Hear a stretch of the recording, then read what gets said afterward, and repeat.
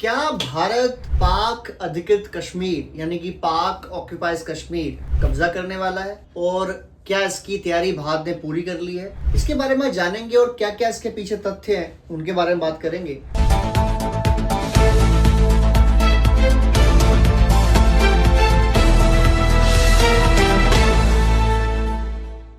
Hello friends, क्या भारत पाक अधिकृत कश्मीर यानी कि पाक ऑक्यूपाइज कश्मीर कब्जा करने वाला है और क्या इसकी तैयारी भारत ने पूरी कर ली है? इसके बारे में जानेंगे और क्या क्या इसके पीछे तथ्य हैं उनके बारे में बात करेंगे।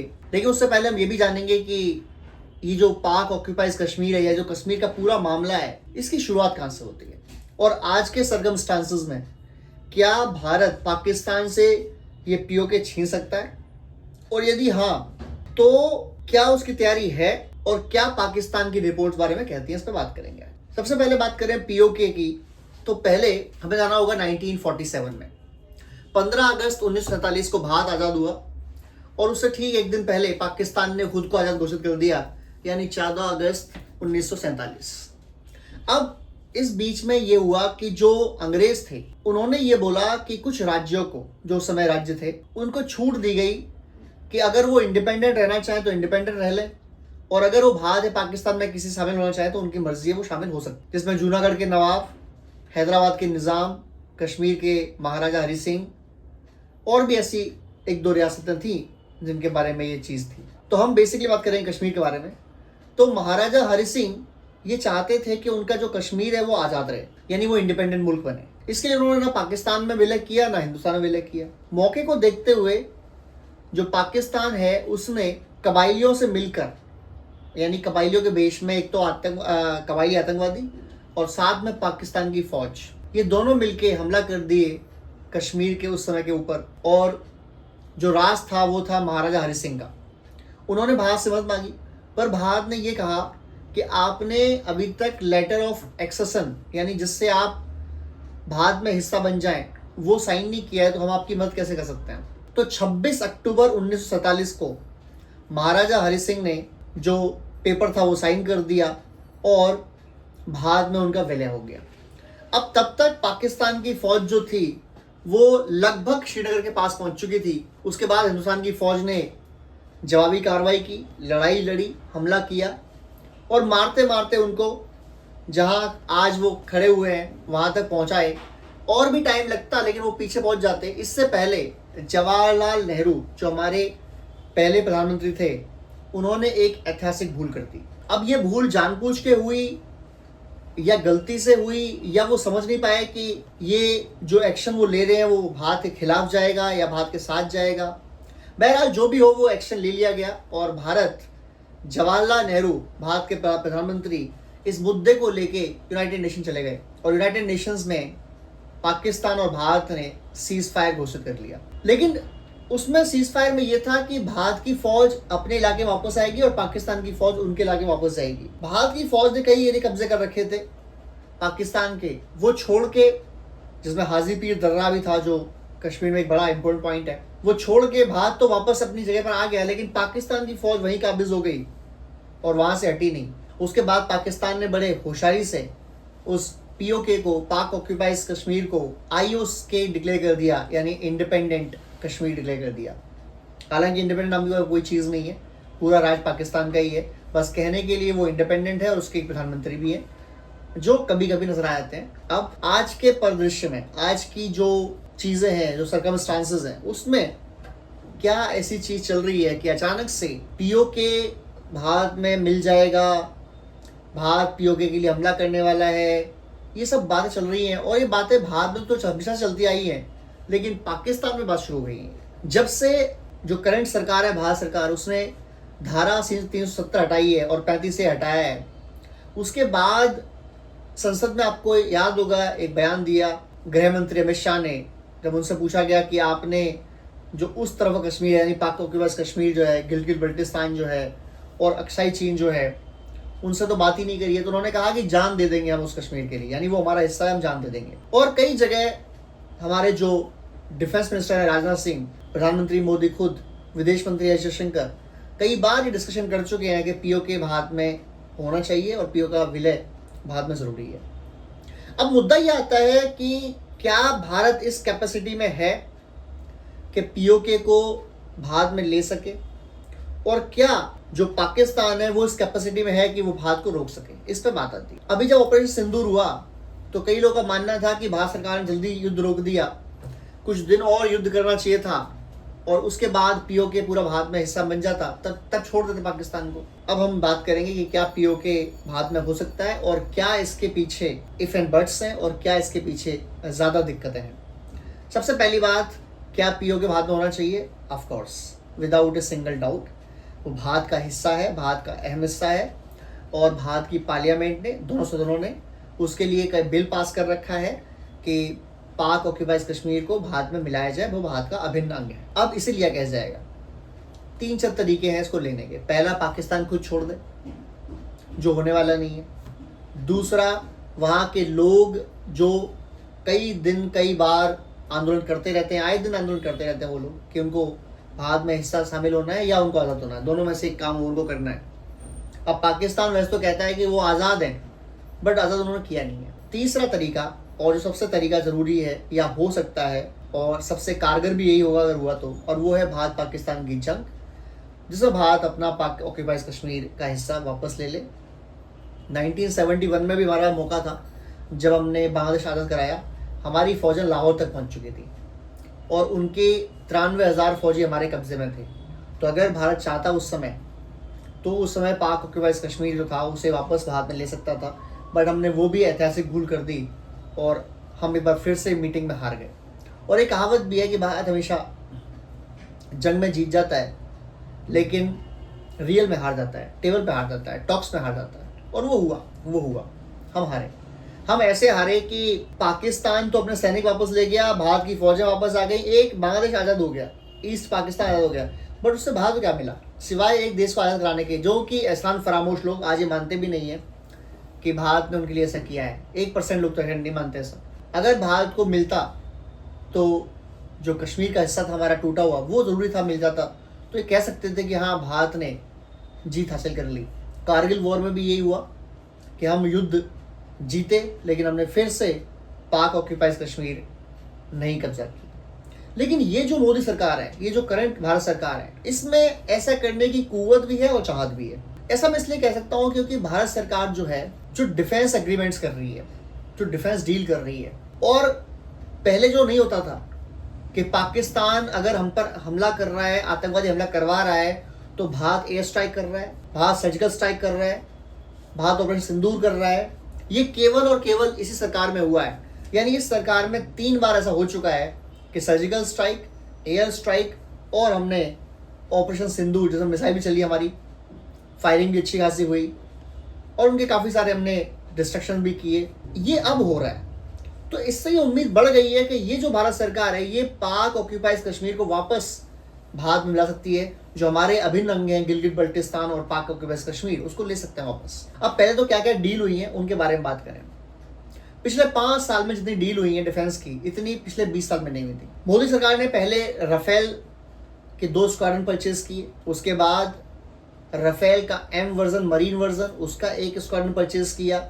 हमारे जो युद्धपोत है INS विक्रमादित्य, उसके लिए, और अब राफेल के 114 फाइटर जेट भी डील साइन कर ली है, यानी हम वो भी ले रहे हैं। साथ साथ हम अमेरिका से चिनूक हेलीकॉप्टर, अपाचे हेलीकॉप्टर, हॉकाइज जो हम लेते हैं वो, कार्गो शिप्स, और रशिया से हम अपने सुखोई अपग्रेड करा रहे हैं, सुखोई हम नए परचेज भी कर रहे हैं। हम तेजस MK1, MK1A डेवलपमेंट कर रहे हैं, और हमने S-400 जो हमारी डिफेंस की सबसे बड़ी नींव है, हम उस पर भी काम कर रहे हैं। हमने वो ऑलरेडी 5 ले लिए हैं और 5 की और डील कर दी। तो ये जो एग्रीमेंट हो रहे हैं, जो तरीके हो रहे हैं, इससे पाकिस्तान में हलचल है। पाकिस्तान के लोग ये कह रहे हैं कि भारत एक बहुत बड़े वॉर की तैयारी कर रहा है, बहुत बड़े वॉर की, और वो वॉर जो होगा, जो भारत करेगा, वो वॉर पाकिस्तान की नींदें हराम कर देगा, पाकिस्तान को तबाह कर देगा। और पाकिस्तान में जो एनालिस्ट है, जो पैनलिस्ट है, वो तो ये कहते ही रहते हैं, उनका तो रोज काम है कि भारत हमला करने वाला है, भारत हमला करने वाला है। लेकिन जो सबसे बड़ी बात है, पाकिस्तान के डिफेंस मिनिस्टर ख्वाजा आसिफ, अभी उनका लेटेस्ट बयान आया है कि भारत एक बहुत बड़ी जंग की तैयारी कर रहा है और वो तैयारी है पाकिस्तान के खिलाफ। और अगर ऐसा होता है तो पाकिस्तान करारा जवाब देगा, न्यूक्लियर बम मार देगा। वो तो उनकी जो पुरानी आदतें हैं कि हम न्यूक्लियर, उनके घर में अगर गैस चूल्हे फट जाए तो कहते हैं हम न्यूक्लियर मार देंगे। बहरहाल अगर न्यूक्लियर चला देंगे तो चला दें आप, हम कोई डरते तो है नहीं। आपके पास न्यूक्लियर बॉम्ब है तो हमारे पास भी न्यूक्लियर बॉम्ब है, आपको पटाखे छोड़ने थोड़ी रखे हैं उनको, आपको हम भी निपटा देंगे। एक न्यूक्लियर वॉर की कितनी पॉसिबिलिटी है इस युद्ध में? मुझे लगता है काफी हद तक पॉसिबिलिटी है, क्योंकि पाकिस्तान जैसा गैर जिम्मेदार देश अगर ये देखता है, और खासकर आसिम मुनीर या शहबाज शरीफ अगर ये देखते हैं कि भारत से वो बूतरी हार रहे हैं और उनकी जो पॉलिटिक्स है, उनकी जो पर्सनल लाइफ है वो बहुत खतरे में आ जाएगी अगर वो हार जाते हैं, अगर वो हारने पर साइन कर देते हैं, तो कोई ज़रूरी नहीं है कि वो वेट करेंगे कि भारत पाक ऑक्यूपाइज कश्मीर छीन लेगा हम तब चलाएंगे न्यूक्लियर बॉम्ब। वो हमला कर सकते, उसके बाद पाकिस्तान बचेगा नहीं बचेगा वो तो कोई कहानी ही नहीं है, वो बचना ही नहीं है, पाकिस्तान ही साफ हो जाएगा नक्शे से, लेकिन वो चला सकते हैं ज़रूर। और ये सबसे बड़ी रुकावट है पाक अधिकृत कश्मीर को वापस भारत में शामिल करने के लिए, उनका जो न्यूक्लियर डिटरेंस है। अब माने या ना माने, एक न्यूक्लियर थ्रेट तो है, और अगर वो है तो किसी भी देश से उसका हिस्सा छीनना आसान नहीं है। बट प्रॉब्लम यहाँ दूसरी है, पाकिस्तान को नेचुरल राइट जो मिलेगा न्यूक्लियर बम चलाने का वो तब मिलेगा जब भारत ने पाकिस्तान में हमला किया और पाकिस्तान जमीन छीनी हो। बट भारत ये मानता है कि जो पाक अधिकृत कश्मीर है वो भारत का अहम हिस्सा है, अभी नंगा मारा। दूसरा, भारत ये मानता है कि हमारे जो पाक ऑक्यूपाइज कश्मीर है, जो गिलगित बल्टिस्तान है, ये भारत के हिस्सा होने वजह से हम अपने हिस्से में अगर कोई ऑपरेशन करते हैं, कोई सैन्य अभियान करते हैं, तो बेसिकली ये इंटरनेशनल लॉ की अवहेलना नहीं है, इंटरनेशनल लॉ को तोड़ना नहीं है, क्योंकि हमने अपने ही एक एरिया में अपनी ही एक जगह पर ऑपरेशन चलाया है। पर पाकिस्तान ये कहेगा कि हम कश्मीरियों की मदद के लिए हम जा रहे हैं लड़ने के लिए, और उनकी फौज तो है ही वहां, तो लड़ाई होगी, भीषण लड़ाई होगी। क्या भारत इसके लिए मेंटली प्रिपेयर है? देखो, अगर आपको पाक ऑक्यूपाइज कश्मीर चाहिए तो 3-4 चीजें सोचनी पड़ेंगी भारत को। पहले एक तो अव्वल हथियारों की तैयारी करनी है, वो हम कर ही रहे हैं, और जितने हथियार हमारे पास हैं अवेलेबल वो पाकिस्तान जैसे मुल्क को निपटाने के लिए, देश को खत्म करने के लिए काफी है। पर दूसरी है इच्छा शक्ति। जब आप वॉर को जाते हो तो जरूरी तो नहीं है कि आप ही जीतेंगे, जरूरी तो नहीं है ना आप जीतेंगे। तो अगर आप हार सकते हैं, अगर आपकी हार निश्चित है, तब भी आपको वॉर कैसे लड़ना है, एक। और दूसरा, अगर हम वॉर में जा रहे हैं तो हम केवल मारेंगे नहीं, हमारे कुछ हिस्से, कुछ सैनिक मरेंगे भी। तो अगर एक थ्रेट है न्यूक्लियर की, और अगर हम मान लें कि हाँ न्यूक्लियर बम पाकिस्तान चला सकता है, तो पहली बात, हम न्यूक्लियर बम को क्या हम डिफेंस सिस्टम से रोक सकते हैं? जो हमने देखा कि हमारे सुदर्शन S-400 डिफेंस सिस्टम ने पाकिस्तान का एक भी ड्रोन, एक भी मिसाइल, एक भी एयरक्राफ्ट भारत में नहीं आने दिया। बट उनकी एक मिसाइल हमारे हिसार के अंदर एक गांव में पड़ी मिली, यानी डिस्ट्रॉय की थी, पर वो गांव तक पहुंची। तो अगर ये मिसाइल न्यूक्लियर मिसाइल होती तो एक एरिया तबाह हो सकता है। तो आपको ये रेडी रहना पड़ेगा मेंटली कि अगर आपने हमला किया पाकिस्तान पर और पाकिस्तान ने एक न्यूक्लियर वॉर हेड छोड़ दिया, तो उस न्यूक्लियर वॉर हेड को एक आपने बॉर्डर से उस तरफ ही डिस्ट्रॉय कर देना है, जो कि S-400 काफी कैपेबल है। दूसरा, अगर वो भारत में गिरती है तो कितना नुकसान होगा, और तीसरा, उसके बदले फिर हमारी स्ट्राइक क्या होगी। ये 3 चीजें आपने आकलन करनी है। लेकिन जरूर भारत में 10 से 20% लोग मर सकते हैं अगर न्यूक्लियर वॉर होता है तो, और उसके बाद इस चीज़ का फ़ायदा उठा के चाइना जैसे देश या तुर्की जैसे देश भी भारत के अगेंस्ट हमला कर सकते हैं, लड़ सकते हैं। दूसरी चीज़, हमको अक्सर ये पता है, बल्कि पता ही है कि पाकिस्तान में उनके पास फंड्स नहीं है, पैसे नहीं है युद्ध लड़ने के लिए। बट उनकी एक डिफेंस एग्रीमेंट हुई है सऊदी अरब से कि सऊदी अरब पर हमला मतलब पाकिस्तान में हमला, और पाकिस्तान पर हमला मतलब सऊदी अरब पर हमला। तो अगर लड़ाई पाकिस्तान और भारत की होती है तो क्या सऊदी अरब अपने सैनिक भेजेगा लड़ने के लिए? चांसेस है 50% की नहीं, क्योंकि सऊदी अरब के भारत से अच्छे रिलेशन। पर अगर सऊदी अरब सैनिक ना भेजे पर फंडिंग भी करता है, पैसे भी देता है, तेल भी देता है, या अपने आधुनिक एयरक्राफ्ट जो कि F-35 वगैरह भी उसके पास है, अमेरिका से परचेस कर रखे हैं, अगर वो तैनात करता है पाकिस्तान में, तो एक बहुत बड़ी दिक्कत होगी भारत के लिए। तीसरी दिक्कत आएगी भारत को, पाकिस्तान तुर्की का जो समन्वय है, जो दोस्ती है। हालांकि हमने तुर्की की जब भूकंप आया था हमने हेल्प की थी, खाना पीना सब भेजा था, और पाकिस्तान ने उस समय यूज्ड खाना भेज दिया था। बट तुर्की ने ये साबित कर दिया कि पाकिस्तान की मदद करेगा वो, क्योंकि ऑपरेशन सिंदूर में ना सिर्फ तुर्की ने ड्रोन्स दिए पाकिस्तान को भारत के खिलाफ लड़ने के लिए, बल्कि अपने 2 ऑपरेटर भी पाकिस्तान भेजे जो वो ड्रोन चला रहे थे। जब भारत ने हमला किया उनके सैटेलाइट वगैरह देख के, तो वो 2 ऑपरेटर जो तुर्की के थे वो मारे गए। यानी तुर्की तो खुल के साथ में युद्ध लड़ने आ गया था। और तीसरा देश है चाइना। जब भारत पाकिस्तान से युद्ध कर रहा होगा, जो कि चाइना चाहता है कि भारत पाकिस्तान युद्ध करे, 3-4 चीज़ों फायदा है उसका। पहला फायदा, उसको पता है कि भारत उसका कंपटीशन है इकोनॉमिक में, वो खत्म हो जाता है। दूसरा फायदा, अगर पाकिस्तान से भारत लड़ते लड़ते वीक हो गया है तो चाइना अपने जो क्लेम्स हैं लद्दाख में हो, डोकलाम में हो, इवन आपके उत्तराखंड में हो, ये सारे एरिया क्लेम कर सकता है और कब्जा करने के लिए हमला कर सकता है। लेकिन भारत की तैयारी क्या कहती है? भारत की तैयारी कहती है कि हमको 2-3 काम करने हैं। ये सब असम्पशन हमने लेनी है कि भाई हमारे पास कहाँ से हमला हो सकता है, कौन हमारे अगेंस्ट कर सकता है, पाकिस्तान कितने दिन वॉर कर सकता है और मैक्सिमम कितना रिस्क है इस न्यूक्लियर वॉर का, ये देखना पड़ेगा। पर इसके अलावा जो भारत ने एक चीज करी है वो है भारत ने क्रिएट किया थिएटर कमांड्स। भारत ने थिएटर कमांड क्यों क्रिएट करे? पिछले 5 साल में भारत बहुत तेजी से काम कर रहा है थिएटर कमांड क्रिएट करने के लिए। हालांकि जो जनरल विपिन रावत थे जिनकी दुर्घटना मौत हो गई, जो हमारे पहले आप कह सकते हैं तीनों सेनाओं के अध्यक्ष भी बने, वो जो चीज कर रहे थे कि जनरल थिएटर कमांड हो जिसमें नेवी, इंडिया आर्मी और नेवी एयरफोर्स तीनों चीज़ें आए।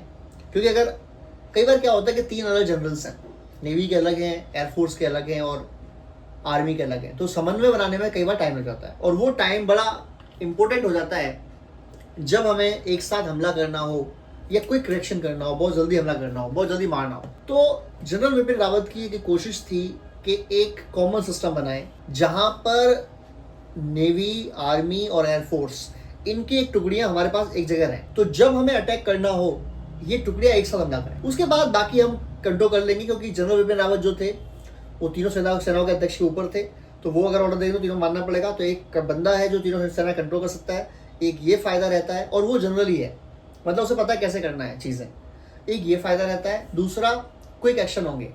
भारत को अगर पाक ऑक्यूपाइड कश्मीर लेना है तो खतरों के अलावा जो तैयारी करनी है, हथियारों के अलावा तैयारी करनी है, वो ये है कि पाकिस्तान को संभलने का मौका दिया जाए। पाकिस्तान को इतनी स्पीड से हमला करके दिखाया जाए, ऐसा माना जाता है कि 48 आवर्स से 72 आवर्स यानी 2 से 3 दिन में अगर भारत पीओके कब्जा कर लेता है, जब तक कि international forces, international laws, international meetings ये शुरू नहीं होती, तो भारत को कोई रोकने वाला नहीं है इस पाक ऑक्यूपाइज कश्मीर को भारत में मिलाने के लिए।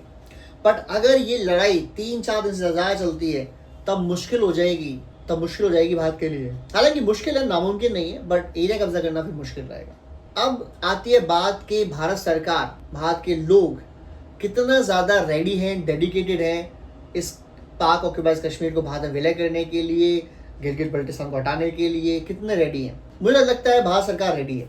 एक, उनकी हथियार खरीदे दिखाती है। 2, पाकिस्तान पर 3 बार हमला करना ये दिखाता है कि वो रेडी अटैक करने के लिए, और वो चेक कर रहे हैं हर बार। एक बीच में न्यूज़ आई थी कि ब्रह्मोस छोड़ दी थी भारत ने, और वो बताया पाकिस्तान घुस भी गई थी, काफ़ी दूर तक जाके उसने हिट किया था, और उन्होंने बाद में बोल दिया था कि हमें गलती छूटी, पर गलती से कुछ होता नहीं है। वो किया गया था, ट्राई एंड टेस्ट किया गया था कि पाकिस्तान के जो डिफेंस सिस्टम है वो कितने एक्यूरेट है, पर हमें ऑपरेशन सिंदूर मालूम पड़ गया कि उनका डिफेंस सिस्टम किसी काम का नहीं है। हमने जितनी बार ब्रह्मोस फायर की, जहाँ हिट की वहाँ हिट हुई, तो उनका डिफेंस सिस्टम तो अभी किसी काम का है नहीं। दूसरी चीज़, इच्छा शक्ति जो सबसे ज़रूरी है हमला करने के लिए। भारत के जो करंट प्रधानमंत्री हैं उनके 3 या 4 जो वादे थे उनमें से 3 उन्होंने पूरे कर लिए। पहला, राम मंदिर बन गया है, लोगों को यकीन नहीं बन जाएगा लेकिन बन गया है। उससे ही पहले धारा 370 हटाना हट गया है। लोग कहते थे कश्मीर में ब्लडबाथ हो जाएगा, कुछ नहीं हुआ और फायदा हुआ है, कश्मीर तरक्की कर रहा है, वो बहुत फायदे हुए हैं। तीसरा, यूसीसी लागू करना, वो भी प्रोसेस चल रहा है और ये सरकार लागू कर सकती है। तो अगर जिस तरीके से काम हो रहे हैं, मुझे ऐसा लगता है कि जो भारत के प्रधानमंत्री नरेंद्र मोदी जी हैं, इनका फोकस है अपनी लेगेसी छोड़ना। अगर ये कुछ भी ना करें तो भी इनकी लेगेसी हो चुकी है, इतिहास हमेशा इन्हें याद करेगा। राम मंदिर बनाने के लिए, 370 हटाने के लिए ये याद करेगा ऑलवेज। बट अगर ये पीओके भी ले लेते हैं तो लगभग जो भारत के अनसेटल्ड मामले थे, अनसुलझे मामले थे, ये उन्हें हासिल कर लेंगे, ये बात है। अब अगर देखा जाए कि हासिल कर लेंगे तो वे कितना कर सकते हैं, कितना नहीं कर सकते हैं, तो ये बहुत बड़ी बात हो जाएगी मुझे लगता है। खैर, देखते हैं कि भारत सरकार जो पाकिस्तान कह रहा है, बार बार चीख रहा है कि भारत हमला करने वाला है, क्या भारत सरकार एक्शन लेने वाली है, और क्या ये एक्शन इसी साल लेते हैं या मोदी जी अपने इस टर्म के आखिरी ईयर में लेते हैं। तो अगर वो वॉर करते हैं और वो जीत जाते हैं तो नेक्स्ट टाइम वो जीत जाएंगे, इसमें कोई डाउट ही नहीं है। एनीवेज, वीडियो अच्छा लगा तो प्लीज़ लाइक करें, शेयर करें, सब्सक्राइब करें। जय हिंद, जय भारत।